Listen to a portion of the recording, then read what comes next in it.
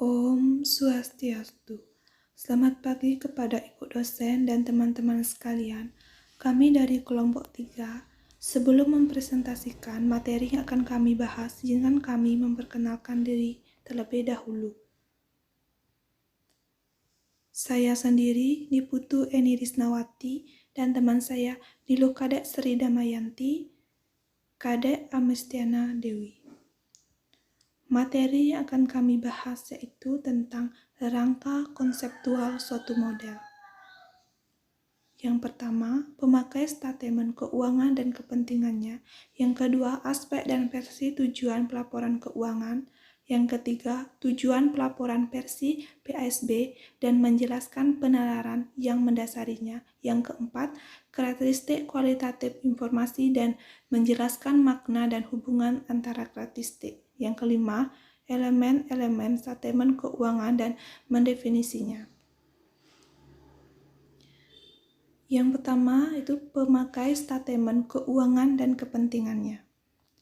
Dalam suatu lingkungan negara, banyak pihak potensial yang dituju atau berkepentingan dan kepentingan mereka sangat beragam. Misalnya, PASB merinci pemakai potensial yang dapat dituju oleh pelaporan keuangan. Kepentingan pemakai juga beragam, tidak hanya antara kelompok pemakai tetapi juga di dalam kelompok pemakai. Beragam kepentingan antara lain adalah pertanggungjawaban, kebermanfaatan keputusan, riset keuangan dan pasar, penentuan tarif, penentuan pajak, pengendalian sosial, pengendalian alokasi sumber daya ekonomi, dan pengukuran kinerja entitas. Jadi, penentuan tujuan merupakan suatu proses yang kompleks. Aspek sosial tujuan pelaporan. Sebagai teknologi, pelaporan keuangan dalam suatu negara harus direkayasa sehingga tujuan sosial dan ekonomi negara tercapai. Tujuan nasional dapat tercapai apabila kegiatan individual dengan berbagai motivasi untuk mencapai tujuan individual juga memaksimumkan tujuan negara. Berkaitan dengan ini, Bloom dan Eggers pada tahun 1995 mendeskripsi 3 macam tujuan kegiatan sosial atau masyarakat dan implikasinya terhadap penentuan tujuan pelaporan keuangan, yaitu yang pertama, tujuan fungsional atau functional objectives, merupakan tujuan masyarakat atau organisasi secara keseluruhan tanpa memperhatikan tujuan atau motivasi masing-masing individu di dalamnya. Yang kedua, tujuan bersama atau common objectives adalah suatu atau beberapa subhimpunan tujuan individual yang sama dengan tujuan individual lainnya. Yang ketiga, tujuan kelompok dominan atau dominant group objectives adalah kelompok yang konsekuensi keputusan atau tindakannya mempengaruhi secara kuat semua anggota masyarakat. Tujuan kelompok dominan menjadi tidak relevan atau dianggap terlalu lemah untuk mempengaruhi kegiatan sosial. Untuk materi selanjutnya akan dibahas oleh teman saya. Yang kedua, aspek dan versi tujuan pelaporan keuangan. Tujuan pelaporan keuangan. Tujuan adalah ke arah mana segala upaya, tindakan, dan pertimbangan dicurahkan. Oleh karena itu, penentuan tujuan pelaporan keuangan merupakan langkah yang paling krusial dalam perekayasan akuntansi. Tujuan pelaporan menentukan konsep-konsep dan prinsip-prinsip yang relevan yang akhirnya menentukan bentuk, isi, jenis, dan susunan statement keuangan. Untuk menurunkan tujuan pelaporan keuangan, pihak yang dituju dan kepentingannya harus diidentifikasi dengan jelas sehingga informasi yang dihasilkan pelaporan keuangan dapat memuaskan kebutuhan informasional pihak yang dituju. Dalam menunjukkan dua pendekatan dalam penentuan tujuan penyediaan informasi atau pelaporan keuangan, yaitu pertama, menyediakan informasi untuk sehimpunan pemakai umum yang mempunyai bermacam-macam kepentingan keputusan. Yang kedua, menyediakan informasi untuk kelompok pemakai tertentu yang mempunyai kepentingan tertentu yang diketahui atau teridentifikasi. Pendekatan penentuan tujuan dan implikasi pelaporan. Pendekatan pertama.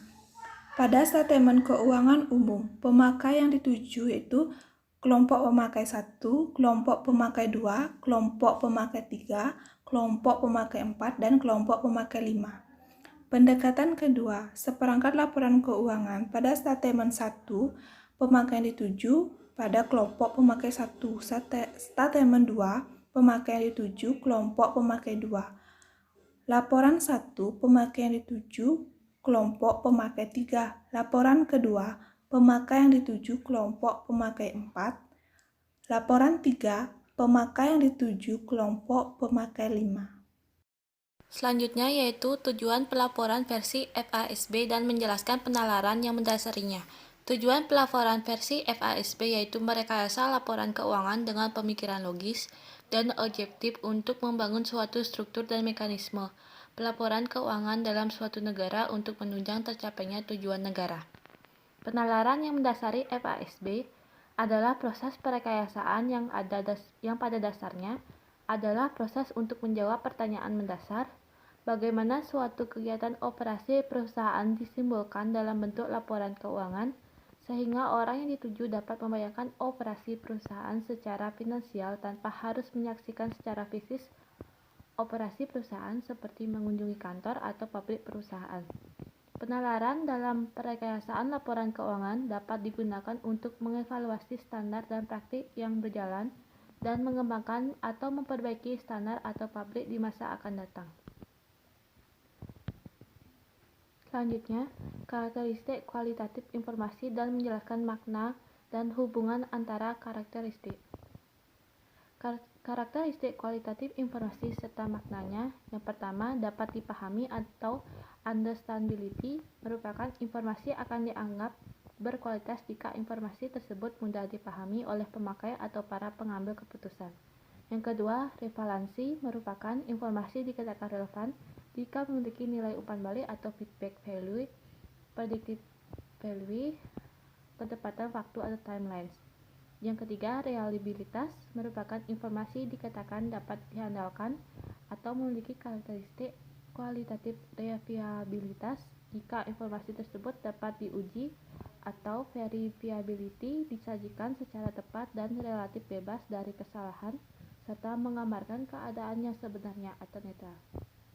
Yang keempat, komparabilitas merupakan memungkinkan pemakai informasi akuntansi mengidentifikasi persamaan dan perbedaan yang nyata dalam peristiwa ekonomi antar perusahaan.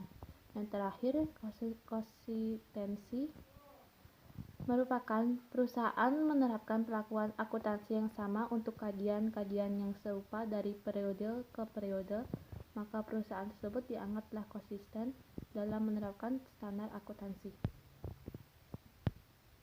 Hubungan antara karakteristik yaitu di mana informasi yang disampaikan mudah dipahami oleh pemakai sehingga memiliki umpan balik dan seseorang dapat langsung mengambil keputusan atau informasi tersebut, serta informasi harus bersifat netral atau menggambarkan keadaan yang sebenarnya sehingga pemakai informasi akuntansi dapat mengidentifikasi persamaan dan perbedaan yang nyata dalam peristiwa ekonomi.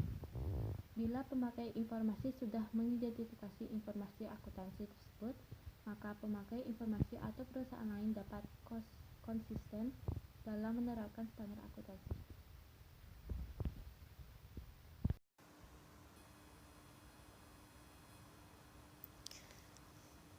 Materi selanjutnya yaitu elemen-elemen statemen keuangan dan mendefinisinya. Atas dasar karakteristik kualitatif informasi atau keterandalan, khususnya ketepatan penyimbolan dan keberpautan, tujuan pelaporan keuangan atau informasi semantik yang harus dilaporkan, FASB mengidentifikasi elemen-elemen spesifik penting sebagai berikut.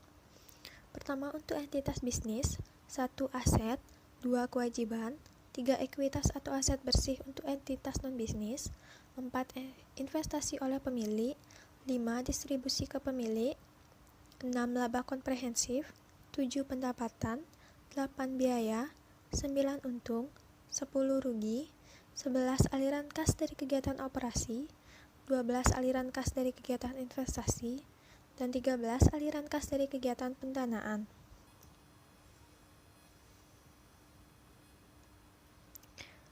Yang kedua, elemen aset bersih untuk entitas non-bisnis, 1 aset bersih terbatas permanen, 2 aset bersih terbatas sementara, dan 3 aset bersih terbatas tak terbatas.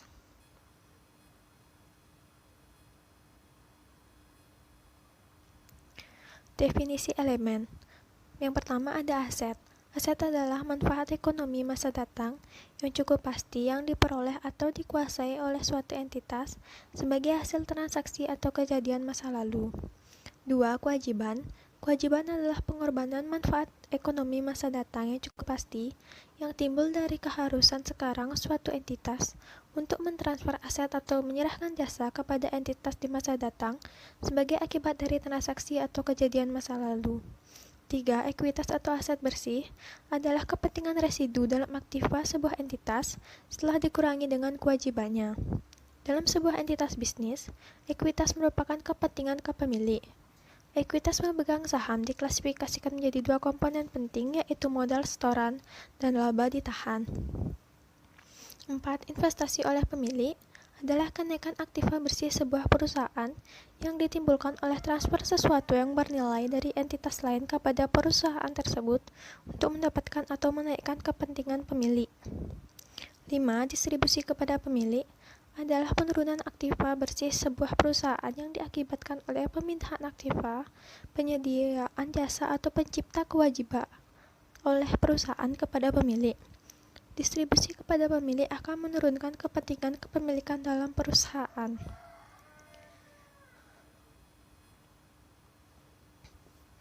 7. 6. Laba komprehensif adalah perubahan dalam ekuitas suatu badan usaha sebagai akibat pentransferan aset, penyerahan jasa, dan penimbulan kewajiban oleh badan usaha tersebut kepada pemilik. Distribusi ke pemilik mengurangi hak kepemilikan atau ekuitas dalam suatu badan usaha. 7. Pendapatan adalah aliran masuk atau kenaikan aset lainnya pada suatu entitas atau penyelesaian atau pelunasan kewajiban entitas tersebut dari penyerahan atau produksi barang, pemberian atau penyerahan jasa, atau kegiatan lain yang membentuk operasi sentral atau utama dan berlanjut dari entitas tersebut. 8. Biaya adalah aliran keluar aset atau penyerapan aset lainnya pada suatu entitas atau penimbulan kewajiban entitas tersebut atau kombinasi keduanya dari penyerahan atau produksi barang, pemberian atau penyerahan jasa, atau kegiatan lain yang membentuk operasi sentral atau utama dan berlanjut dari entitas tersebut. 9. Untung adalah kenaikan dalam ekuitas atau aset bersih yang berasal dari transaksi periferal atau insidental suatu entitas dan dari semua transaksi atau kejadian atau keadaan lain yang mempengaruhi entitas tersebut, kecuali kenaikan akibat dari pendapatan atau investasi oleh pemilik. Yang terakhir, rugi adalah penurunan dalam ekuitas atau aset bersih yang berasal dari transaksi periferal atau insidental suatu entitas dan dari semua transaksi atau kejadian atau keadaan lain yang mempengaruhi entitas tersebut, kecuali penurunan sebagai akibat dari pendapatan atau investasi oleh pemilik.